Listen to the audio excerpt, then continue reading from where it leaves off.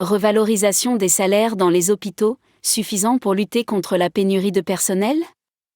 Face à la crise du recrutement dans les hôpitaux, le gouvernement a annoncé des hausses de rémunération pour les infirmiers et aides-soignants.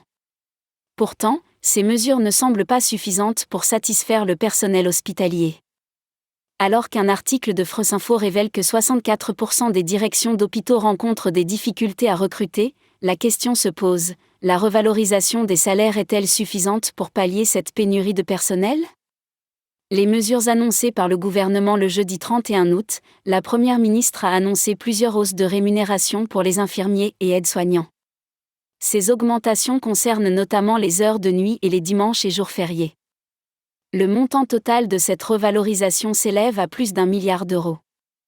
Cependant, ces mesures ne semblent pas satisfaire pleinement le personnel hospitalier. Les infirmières estiment que cette revalorisation ne compense pas suffisamment leur travail et leurs efforts quotidiens. De plus, la Fédération hospitalière de France indique qu'il y a actuellement 15 000 postes d'infirmières non pourvus.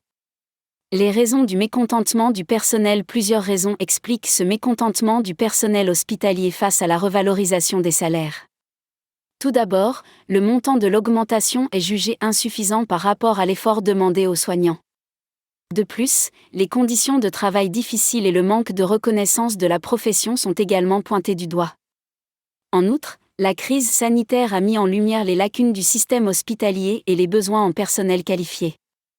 Les infirmiers et aides-soignants souhaitent voir une véritable prise en compte de leurs revendications et une amélioration globale de leurs conditions de travail et de rémunération.